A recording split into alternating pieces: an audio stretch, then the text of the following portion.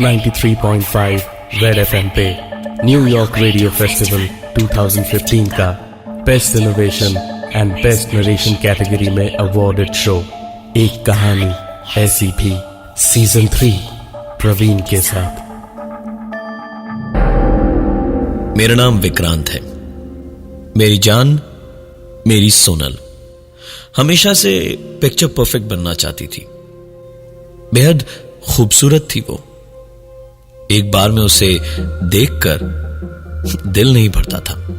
पलटकर दोबारा देखना जरूरी था सोनल को, वरना लगता था जैसे कोई तमन्ना अधूरी सी रह गई हो। जब हंसती थी तो लगता था जाने कौन सी कयामत टूट पड़ी हो। मेरी सबसे अच्छी दोस्त थी वो, लेकिन फिर मुझे उससे जाने कब प्यार होने लगा। कसम से कह रहा हूं, मैंने कभी उसे बुरी नजर से नहीं देखा। हमेशा खुश देखना चाहा, हमेशा उसे हंसते खेलते देखना चाहा, लेकिन मानी नहीं वो। मैंने कितने फोन किए, कितने मैसेज किए, कितनी चिट्ठियां लिखी उसे अपने हाथों से, पर उसे कोई फर्क नहीं पड़ा। लिखते वक्त कलम पकड़ी मेरी उंगलियों में तन से चोट लगती थी, लेकिन उससे इतना प्यार था कि हर दर्द झेलने को तैयार था मैं, और झेला भी। एक लड़का था बेवकूफ सा, उसके पीछे पड़ा रहता था। प्यार करती थी वो पागल उस लड़के से। मैंने उसको बताया कि उसके पीछे जिंदगी बर्बाद कर रही हो, तो मुझ पर ही बरस पड़ी। मैंने समझाया उसे कि पागलपन कर रही है वो। मैं उसे उस लड़के से कहीं ज्यादा प्यार करता था यार। इतने सालों से उसका दोस्त था, तो कम से कम थोड़ा तो सोचती मेरे बारे में। लेकिन नहीं, रात बेरात कभी भी अब रोने लगती है। वैसे तो पहले सिर्फ फोन पे ही परेशान करती थी, लेकिन अब तो हद ही खत्म कर दिया लड़की ने। अरे भाई, मैं सो रहा हूं लेकिन नहीं, ऐसे ही आ जाएगी कमरे में और आकर पहले चीखेगी, चिल्लाएगी, फिर गुस्सा दिखाएगी, और जब मैं कुछ नहीं करूंगा, हिलूंगा तक नहीं, तो मुझे थप्पड़ घूंसे मारेगी अपने हाथों से, और फिर थक हार के यही मेरे पास, मेरे पलंग के पास जमीन पर सो जाएगी। कितनी बार कहा था मैंने कि वो लड़का सिर्फ उसकी खूबसूरती से प्यार करता था। उसे सोनल के दिल से थोड़ी मतलब था, लेकिन सोनल माने तो ना। बताना पड़ा मुझे उसको कि यही प्रॉब्लम थी उसको, कि उसको जब तक सच्चाई दिखा ना दो तब तक पगली मानती नहीं थी। क्या करता मैं? हा? आप बताओ क्या करता? मुझे अपने प्यार को पाना था, उस घटिया लड़के से बचाना था मुझे। तो एक ही रास्ता दिखाई दिया। मैंने सोनल पर एसिड डाल दिया। तेजाब, पूरी खूबसूरती पिघल गई, जल गई धू धू करके मोम की तरह। लेकिन मैंने तो सोचा ही नहीं था कि इतना दर्द भी होगा उसे। वो चीख रही थी, चिल्ला रही थी, तो क्यों मुझे अपने विक्रांत को गालियां दे रही थी। उसका दर्द मुझसे देखा नहीं गया। अरे, प्यार करता था उससे, और आज भी करता हूं। जब मैंने उसे दर्द में देखा तो अपने हाथों से गला घोटकर शांत कर दिया मैंने। लेकिन सभी ने कहा कि वो मर गई। अरे, कैसे मर गई? हाँ? मैंने जगाने की कितनी कोशिश की, लेकिन वो जागी नहीं। सचमुच मर गई थी वो। पर मैंने तो टीवी पर एक फिल्म में देखा था कि 30 सेकंड तक किसी का गला घोटो तो उसकी धड़कन धीमी हो जाती है और उसे दर्द का एहसास नहीं होता है। मारना नहीं चाहता था अपनी सोनल को। ये सब उसी लड़के की वजह से हुआ था। उसे सबक सिखाना जरूरी था। मैं सोनल के मरने के बाद तुरंत उसके घर चला गया, उसे बाहर बुलाया। जरा सी और देर हो जाती तब पुलिस पहुंच जाती, लेकिन मैं कम थोड़े हूं। पुलिस से पहले पहुंच के उसे पहले तो जी फाड़ कर मारा, फिर ईंटों से उसका सर कुचल के उसकी जान ले ली। पुलिस ने स्टेटमेंट मांगा तो मैंने सब बता दिया। उन्होंने पता नहीं क्यों मुझे पागल खाने में डाल दिया। और सोनल यहां रोज रात मेरे पास रात भर रहती है, पगली लड़की। अब कहीं जाकर ना उसे मुझसे प्यार हुआ है। रोज रात को मैं खाना खाकर वापस अपने पलंग पर लेटता हूं तो सामने से सोनल, मतलब मेरी सोनल, उसी अजली हालत में आती है और मेरे पास बैठकर रोने लगती है। उस रात तो हद हो गई। मैं सो रहा था, अचानक मुझे लगा जैसे मेरे हाथ पैर बंधे हुए हैं और ऐसे जैसे कि सुन हो गए। करवट बदलने को पलटने की मेरी कोशिश बस कोशिश ही थी। पता नहीं मैं पलट ही नहीं पाया। पूरी जान लगा दी मैंने, लेकिन बदन जैसे टूट रहा था दर्द से। खून का दौरा रुक सा गया था मेरा। पूरे बदन में सुइयां सी चुभ रही थी। आखिरकार गुस्से में झल्लाकर चीखा और उठकर बैठने की कोशिश की, लेकिन आंख खोली तो देखा सोनल मेरी छाती पर बैठी थी। वो मेरे जागते ही झुक के मेरे कानों के पास आकर बोली, क्या हुआ विकी? अब तो मुझसे प्यार नहीं करता? मैं खूबसूरत नहीं रही इसलिए, या मैं जिंदा नहीं हूं इसलिए? सच कहूं तो एक पल को घबरा गया था मैं भी। मैंने उससे कहा, नहीं करता हूं, तुमसे प्यार करता हूं, लेकिन उस पागल को खुश कर पाना बहुत मुश्किल था। चिढ़ गई और रोती हुई कोने में बैठ गई। मैंने बहुत प्यार से बार बार उसे समझाने की कोशिश की, लेकिन खमक मानी नहीं, चली गई और बहुत दिनों तक नहीं आई। लेकिन फिर एक रात मैं खाना खाकर लेटा ही था। पता नहीं क्यों मुझे बहुत बुरा लगने लगा कि मेरी वजह से सोनल आज है ही नहीं, जिसको हमेशा मैं खुश देखना चाहता था। वो आज थी नहीं। ऊपर से मरने के बाद भी मैंने उसे इतना दुख दिया कि वो इतने दिनों से मेरे पास आई ही नहीं। मुझे उसके साथ बिताया एक पल याद आने लगा तो मुझसे रहा नहीं गया। पहले तो मैं रोता ही रहा काफी देर तक, और उसके बाद ना तो मैं खुद को रोक पाया और ना ही रोकना चाहता था।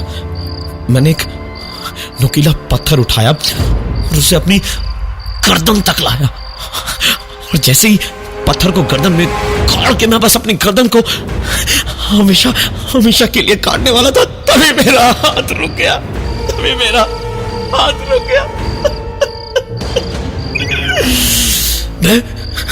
मैं पूरी ताकत से उसे अपनी गर्दन तक लाना चाहता था, लेकिन मेरा हाथ वहीं के वहीं अटका हुआ था। मेरी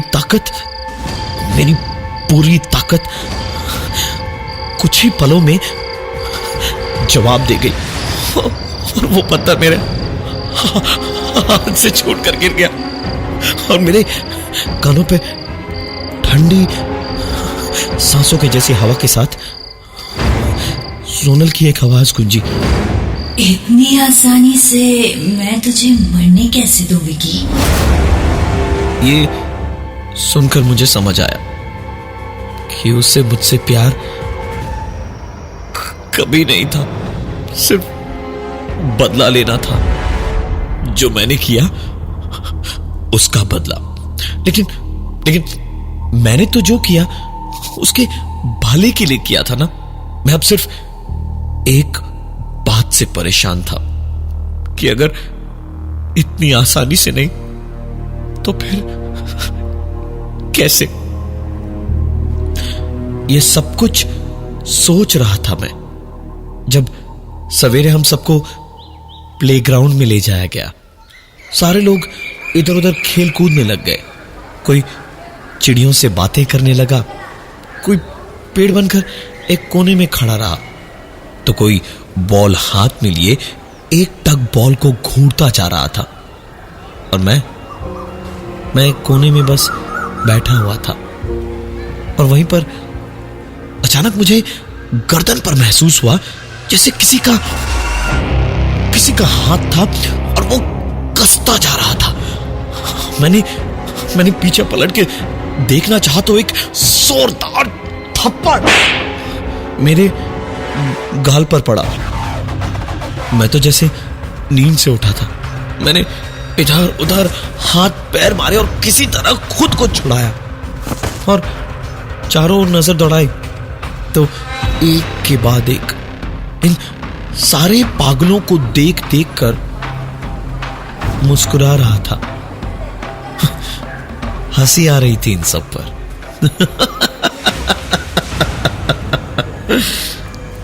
कोई दिवालिया हो गया तो पागल हो गया, कोई प्यार के धोखे से पागल हो गया, कोई किसी वजह से तो कोई किसी वजह से।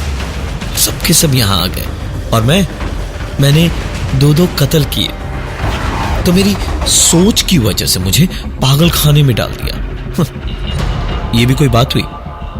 इन सबके साथ मेरा क्या वास्ता?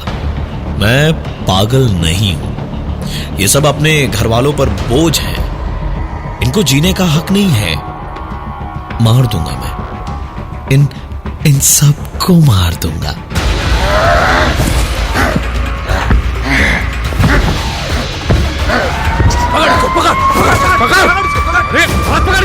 मुझे गार्ड्स ने पकड़ लिया और फिर वही हुआ जो पागल खाने में हर पागल के साथ होता है। मैं चिल्लाता रहा, चीखता रहा और मेरे सामने बैठी सोनल मुस्कुराती रही। उसे देखते देखते आंसू छलकते रहे मेरे, और जैसे जैसे मेरे आंसू और दर्द बढ़ते गए उसकी मुस्कुराहट भी उतनी ही बढ़ती गई। लेकिन कुछ देर के बाद जब मेरी हिम्मत जवाब देने लगी, ज़बान अंदर हलक में सरकने लगी और मौत कुछ ही देर में पक्की लगने लगी, तो धीमे धीमे पथराई आंखों के सामने सोनल का हाथ हवा में उठा और इलेक्ट्रिक शॉक मशीन में शॉर्ट सर्किट हो गया। सारे वार्ड बॉयज इधर उधर भागने लगी कि कहीं आग वाग न लग जाए। और इसी अफरा तफरी में सोनल मेरे पास आई, झुकी और मेरे कान में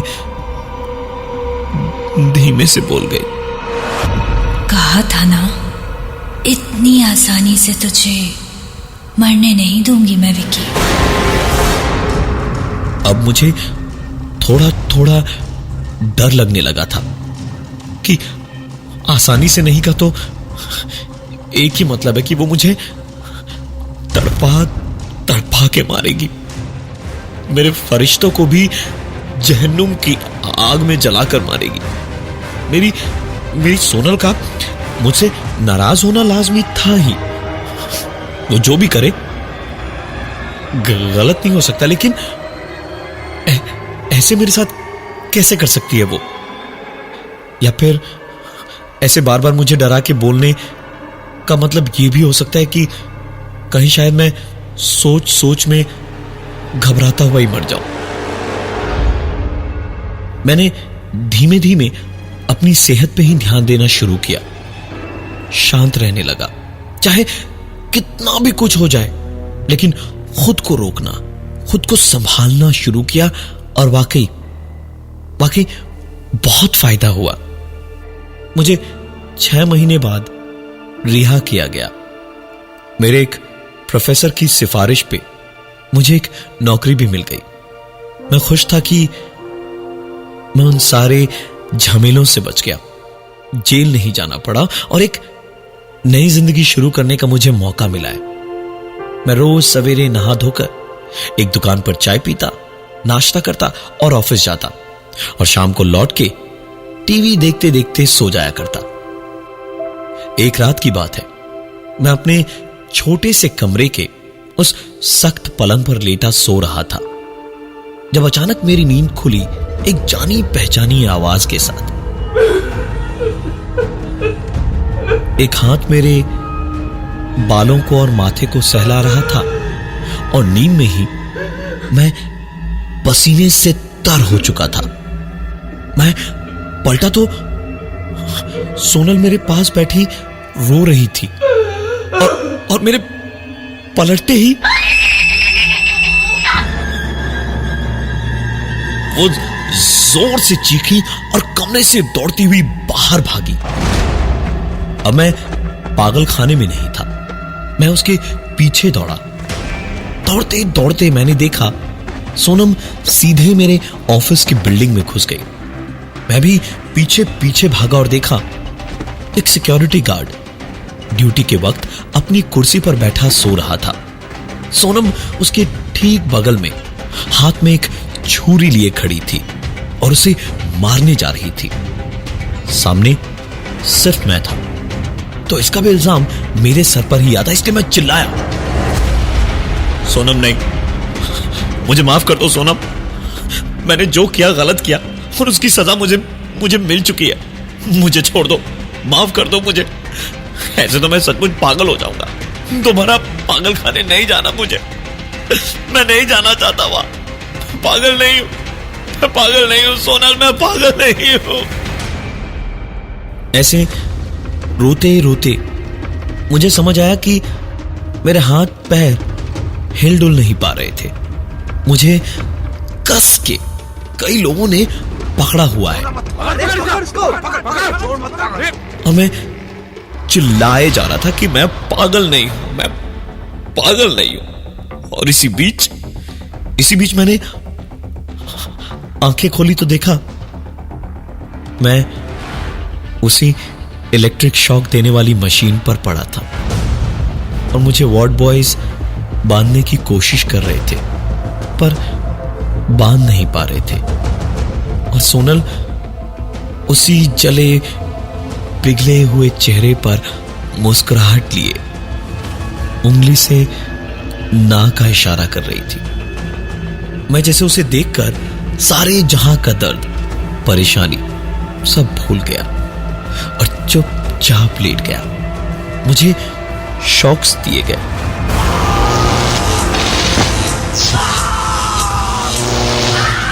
और फिर बेहोशी की हालत में मेरे सेल में छोड़ दिया गया।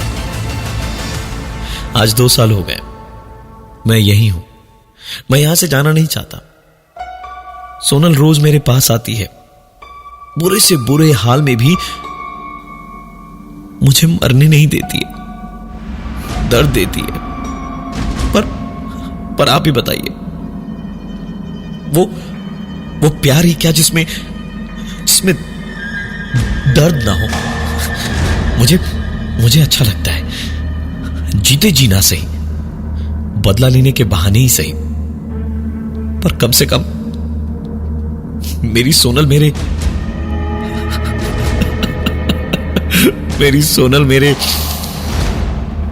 पास तो है ना।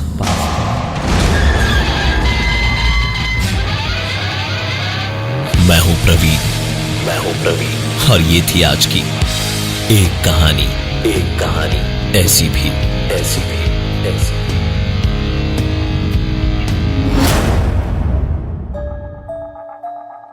93.5 रेड एफएम पे न्यूयॉर्क रेडियो फेस्टिवल 2015 का best innovation and best narration category में अवॉर्डेड शो एक कहानी ऐसी भी सीजन 3 प्रवीण के साथ।